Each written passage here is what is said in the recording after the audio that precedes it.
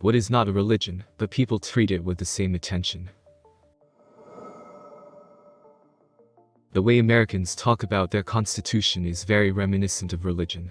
They worship it, but they haven't read it in a long time. Maybe never. They insist that you should respect it, even if you're not a member of the cult. They tend to assume that a justification for every opinion they have is in there somewhere. They treat the men who wrote it as if they're prophets. They can become sullen, withdrawn, or even hostile when you say it's wrong and requires serious alteration. The better question is, what doesn't rise to this level with our radicalizing algorithms and media pumping up our human tribalism instinct? Every damn thing is being sold to us by an echo chamber, ad campaign, news source, or other propaganda machine as a make-or-break issue that we have to defend tooth and nail, or else we're personally losing to another group tribe. In video gaming, people fight their console wars and argue about get good culture. In politics we have, well, everything these days, but now things are boiling over in ever-increasing regularity, e.g., January 6, Roe vs. Wade, someone's emails or top-secret documents, indictments, anything going on in Texas, Florida, etc. People argue vehemently about vaccines, the shape of the earth, if LOTR. The rings of power or the house of the dragon is better. How to pronounce GIF? It doesn't matter if the topic is a matter of opinion or proven fact. People come out on both sides with their pitchforks and torches. What if it's not that we treat things like religions, but that humans have a potentially unhealthy tendency to find something to cling to or a need to be subservient to something? Maybe that something can be a religion, a person, an idea, a race, or anything that makes people feel part of a tribe. So, it's not religion that things are like, but that religion is simply a popular thing to aim that human tendency at. I'm asking questions here, not making claims. TikTok, social media, the whole idea of them. Putting people in the need to follow every trend, to compare each other by seeing each other's perfect lives, to waste their whole reality in a virtual, more sinister version of reality. Meanwhile, all their minds shall be manipulated into such a way that no one can stand 1 hour without their life devices, manipulated by politics, by events, by cultures, by shit that happens in reality. But it all depends on how often you see, or how often you are made to see. Anyway, we all know all of this. There's just no one wiser to unify us against this manipulative evil religion. The British monarchy, especially since a certain someone died recently. It has been on the news here, I'm Scottish, constantly. Right now, the corpse is being driven around the country, and thousands of people are standing outside to watch the car containing it pass for a second. Even when I avoid the news, I see websites mentioning it, and that's just one example. As an anti-monarchist, it has been a bit awkward. Workerism and woke politics in general. Related to cancel culture. It's based on a twisted version of Christianity. As in, you are born in sin. Just by virtue of your skin color, you're a victim oppressor, condemned to a life of sin. But there is hope. Adapt this woke theology. Spread the gospel through land acknowledgements, trigger warnings, and attend these days seminars. It's a lifelong journey, but you'll be on the path to redemption. But if you don't do the above, we'll cancel you and try to make your life hell. Worked in large and small companies, and the way some people go on about corporate strategy, believing in the company product vision, and even their managers are weird. I always wonder if they actually believe what they say or just say that to get promoted, effectively making them priests. Compounding this is corporate training frameworks and companies, some of whom operate as multi-level marketing scheme, which is its own kind of word religion. Their political leanings.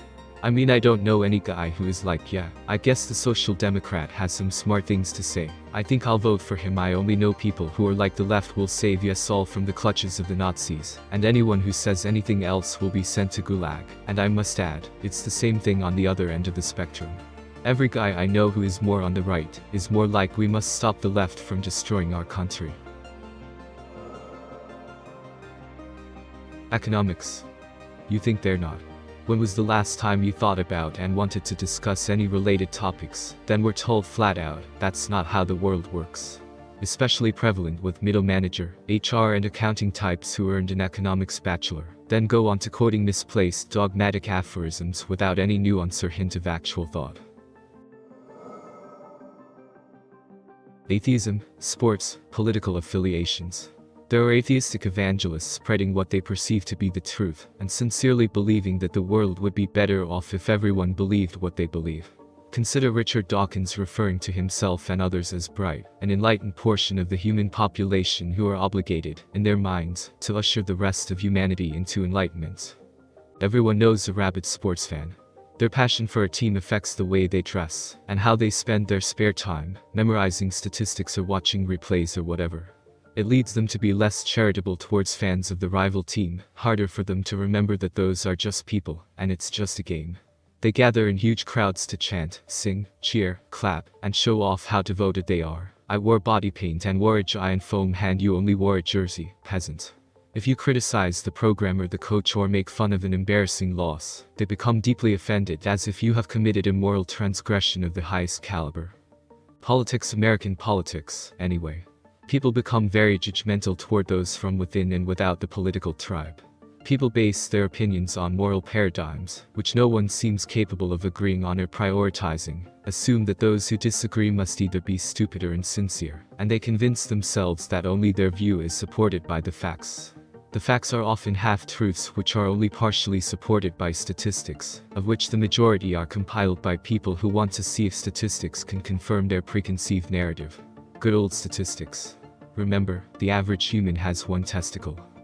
I have met people who are passionate about atheism, or criticizing religious beliefs, to the point that they regularly find themselves in conflict with others, and somehow, it's always the other person who is ignorant, never the person pretentiously arguing with others over their worldview. I've met sports fans who become enraged and violent over smack talking. I've met people whose political opinions dictate their life decisions, yet have no bearing whatsoever in reality. I'll never vote again because the election was stolen from Trump. And I've met religious fanatics. I've personally witnessed equal amounts of obsession between all the groups I've described. The truth is, a fanatical person will be a fanatical person about religion, or anything else in which they find meaning and identity. I fully expect to be showered with downvotes, but none of these things are particularly different from the worst caricatures of religion in my honest assessment. I enjoy sports and political debates, and I have friends who are atheists and friends who are religious. Just calling it like I see it. Politics. Especially in the 21st century, it's become as extreme as religion 100 years ago.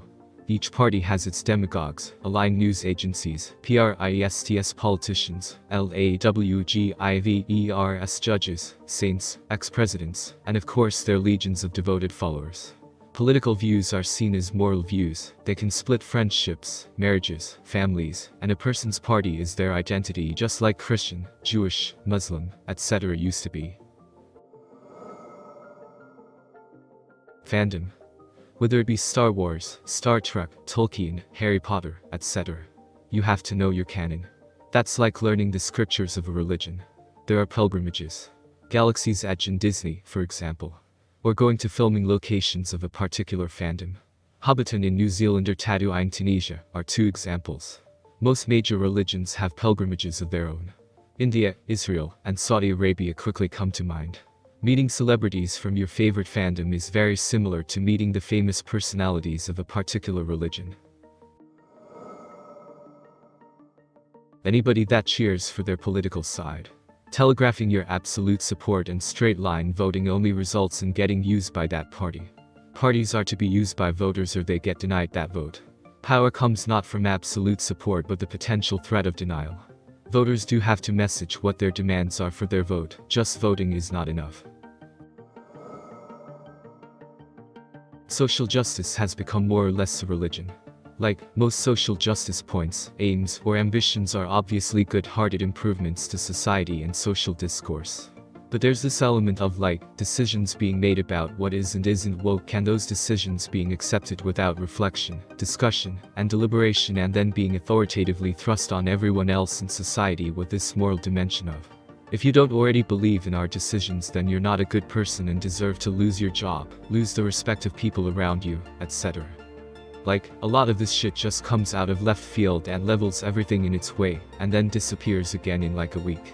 2 years ago I got myself in a lot of heat because I didn't necessarily think that asking questions about subjects related to black culture, the specific question posed to a scholars group, "Does anyone have a good book recommendation on John Lewis?" led to an all-out civil war in the community, because apparently asking questions about black culture is re-enslaving black people by forcing them to engage in the emotional labor of answering questions without compensating them financially with their time, which is the same as exploiting their free labor. I disagree that this likened me to a slaver, and the whole weight of the social justice world crashed down on my head like a tsunami. Legal action was threatened. The professional network had to ban me under threats of being sued if I didn't. Some people even claimed the disagreement caused them PTSD. Like people be writhing on the floor speaking in tongues if you're 1 degree separated from them in terms of your social justice barometer. And I'm pretty with it, like I went to school for 7 years at Stanford in the Bay Area, kind of a hot spot for identity politics. But I might as well have been a Klansman. National pride, in America at least. I remember before reading fault lines in the Constitution I thought, how can I even read this? Isn't just reading it blasphemous? Literally thinking of it as religious to question the perfection of the US. Now I have a better understanding of how so many of our issues are rooted directly in the Constitution. However, if you even mention that maybe the Constitution isn't actually completely perfect, people will literally call me an America hater, terrorist, say I should be on a list of enemies of the US, etc. I believe that the only way to grow is to recognize and correct the problem. If I run a restaurant and my food cost is killing my business, then I need to identify that, accept it, and figure out what I can do to correct it. If I'm understaffed, I have to identify that, accept it, and figure out what I can do to correct it. If there are flaws in the Constitution, then we need to identify them, accept them, and figure out what we can do to correct them. Royal family, Elon Musk, Tesla, the whole sub to PDP thing, Andrew Tate for a minute there, flat earth conspiracy, fake moon landing, doomsday preppers, PC versus Mac users, Android versus iPhone, people who label themselves as having good or niche music, taste as if it's something they need a medal for. All in all, there's a lot of people who put a lot of effort into things that don't really actually matter. Trump. And I know people are going to come in with some weak enlightened centrism response, but like this is not a both sides issue. Most people who voted for Biden are heavily critical of Biden, and hell, conservatives weren't this fervent with Bush. But Trump is legitimately bordering on a cult leader, and his followers demand unquestioned loyalty. The definition of a religion is worship of a god. A god is anything or anyone that is given sacred or holy attention. This means treating things with the same holiness as Christians do their gods. Don't forget their belief in a Trinity God that is incomprehensibly also considered a singular God, or ancient Greeks, Babylonians, Romans, etc. did with their pantheons, like making great tributes and statues in their honor websites, being no different in concept, honestly. Things like that come to mind are Trekkies, Star Wars nerds, LOTR aficionados, gun rights activists, in other words, people who get angry when their holy scriptures are defiled or attacked.